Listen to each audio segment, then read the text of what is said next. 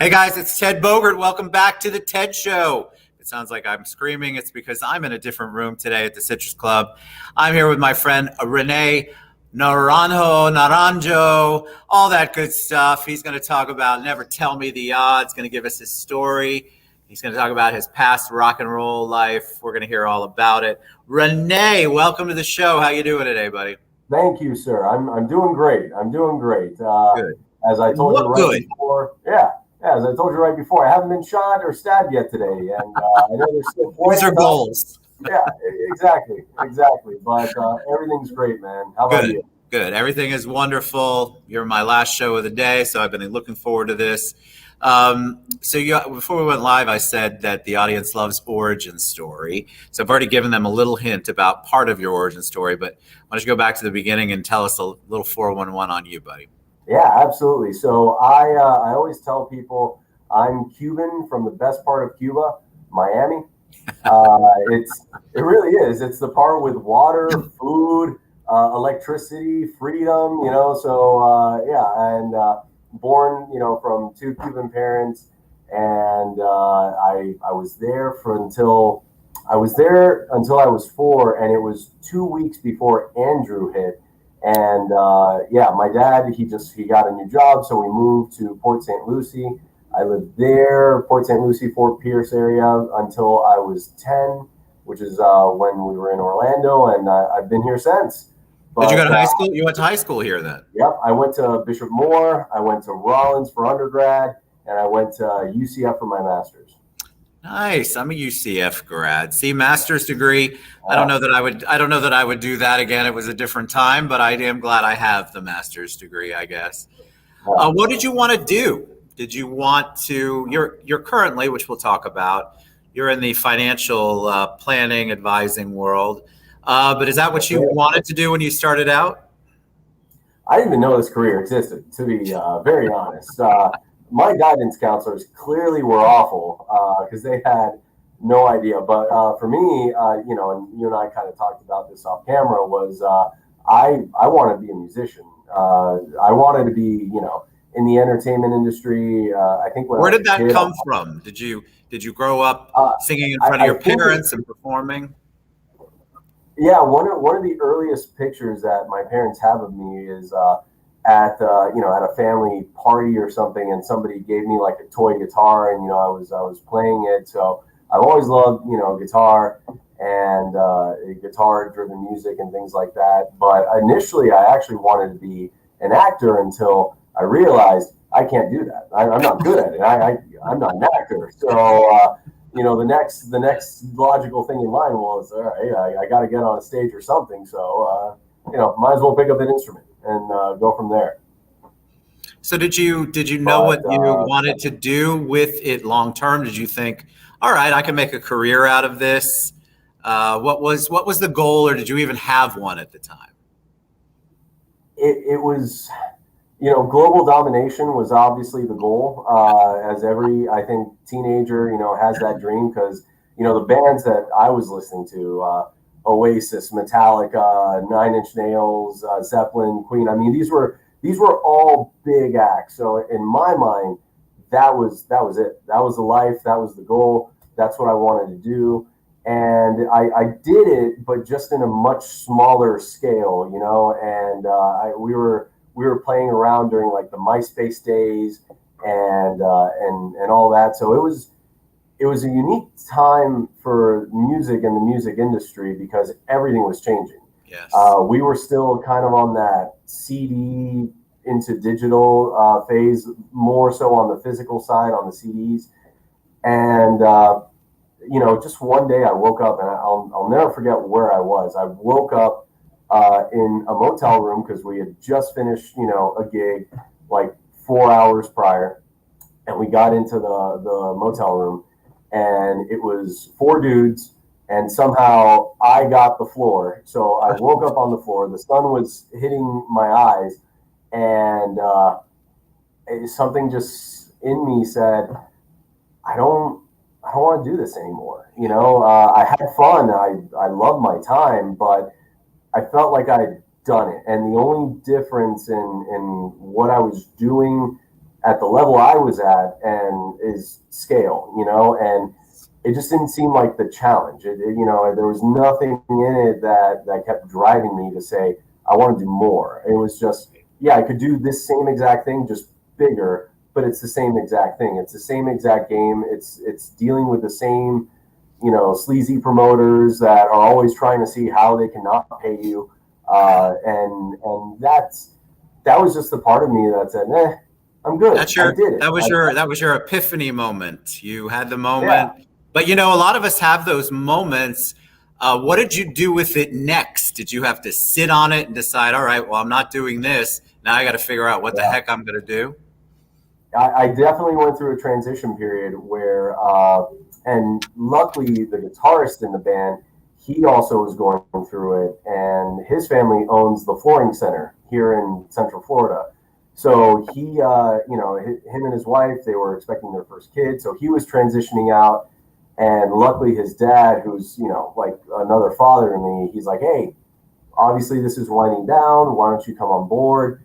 And I learned a lot. I learned a lot about business. I learned a lot about sales in a way that I hadn't in school, and I hadn't in the band. And although I consider it a small business, what we were running, uh, I never really ran. I mean, I ran it as a business, but it was you didn't know what you were doing exactly because you didn't have that experience. Now I was able to basically see two very established brothers and how they run a business on a day-to-day basis, what things they do, what things they put up with, what things they don't put up with, what sort of structures to have in place. And it was an incredible learning experience for me.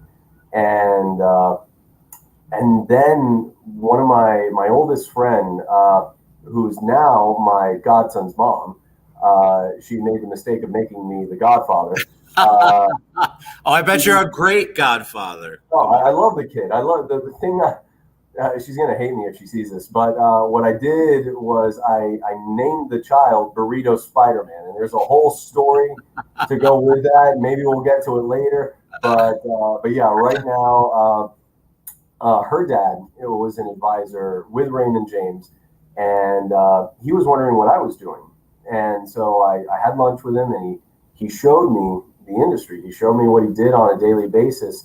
And one of my degrees is in economics, finance, and the movement of money and investments and how it all works together. It always fascinated me, and I was like, yeah, this is it. So you liked it right away because it's. Yeah. I have my life and health license. I've not graduated to the level you are. And I just found that was not, for me, it was fascinating, but I felt like I was pulling teeth a lot. So, and I have a finance degree as well. And I feel like, you know what, this just isn't me. How did you go to, because it's sales, it's relationships, like it takes all the facets of business. What was the first month or two for you like? Because before we went live, I had a lot of people who said, I wonder if he'll talk about how he got into it, which you just did, and if he'll talk about how that first startup time was. So I'll actually start a little bit before I started at RJ, because this career has really forced me to level up in a lot of different ways, and learn a lot of things along the way. So getting into the industry, I quit the flooring center. I gave them, my 2 weeks notice, and I made sure I closed everything out as much as possible, and left them in the best situation as possible, because to this day, they're still family to me. And I started studying, and you needed to be sponsored to study. And I first started out with AXA Advisors, and they sponsored me to study, and I was given a runway of a month. Well, you weren't getting paid for that time. So I was living off my savings and just studying, and I locked myself in a room studying. And then I think it was Hurricane Maria came through, and everything was just like pushed back a month. So I got an extra month out of it, but it was, that's 2 months of like, all right, no income, no nothing, still got bills, but I can survive it. I can do it. And, I was told after I'd gone through the exam, but that there was a betting pool, and they were all, he's not going to pass. So Wow. that was but that's okay. I like haterade. I like being an underdog. I did not take any offense to it. But that was a 7-hour exam, 7-hour block, and 3 hours, 1 hour break, 3 hours. And I'm not gonna lie, the entire time I thought I was failing because the questions were just getting very like the angles they were coming from were just like, what I don't even understand what you're asking, but it was but it was such a challenge to just get through that part. But I got it the first time. Every single exam I've gone through in this industry, I've knocked out the first time. The 215 I knocked out, the 7, the 66, the AAMS. And that doesn't mean that doesn't mean that I'm qualified more than anybody else, but it's a point of personal pride for me because I put a lot of work into it to make sure, like, you give whatever you do. I think it was the way I was raised that whatever you do, you give it everything, and even if you fail, you didn't leave anything behind. You left it all on the court, all on the field, whatever. And that is that's your personal pride that you took to make sure you gave it your all. And I'm a Miami Heat fan, a Miami boy, and Pat Riley, he was talking about something, and this is my only superstition that I have, and I'll go into the first few months of the industry after that.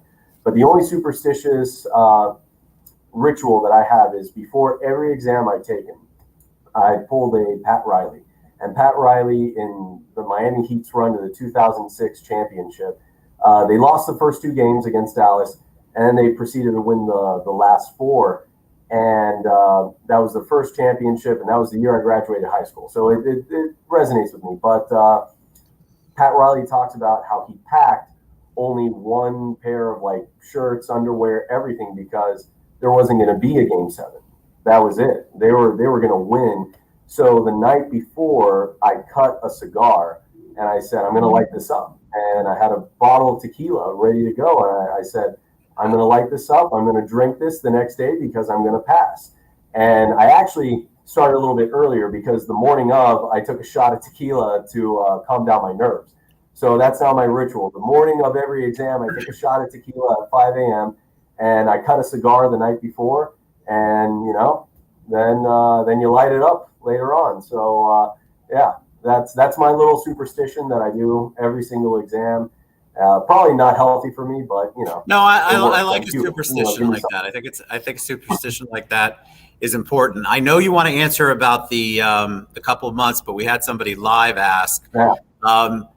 They said something about that they are intimidated sometimes by financial planners. It seems like a very scary place to go because you ask a lot of questions. What's the number one misperception that you think people have out there about what you do?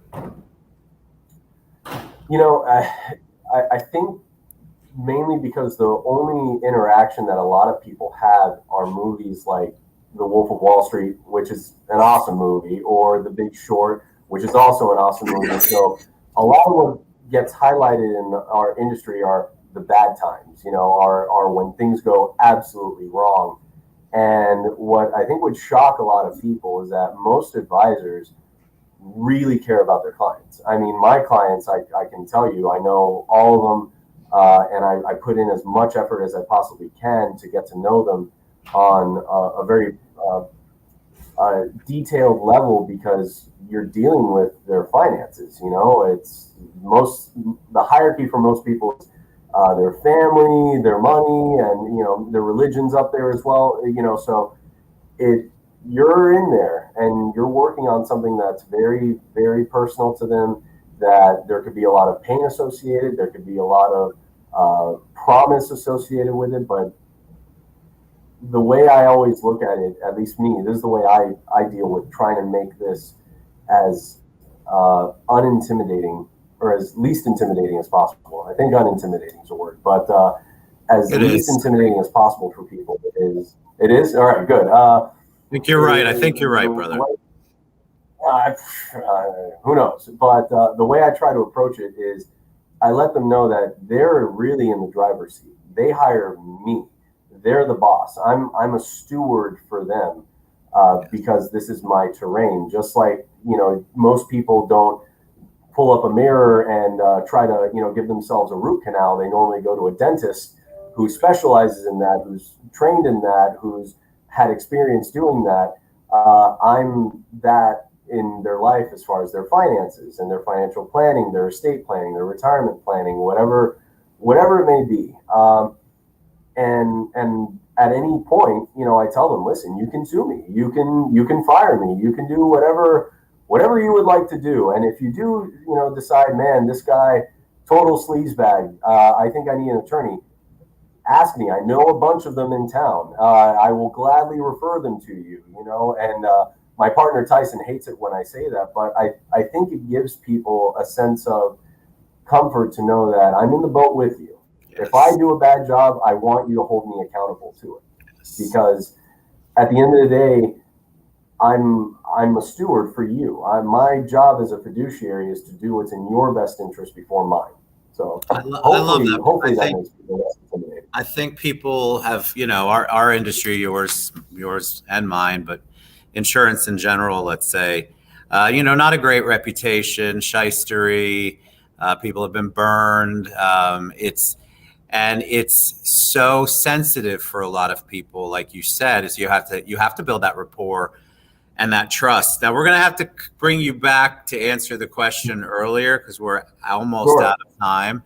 But I did have another person go live, and I was going to ask you anyway. Why never tell me the odds?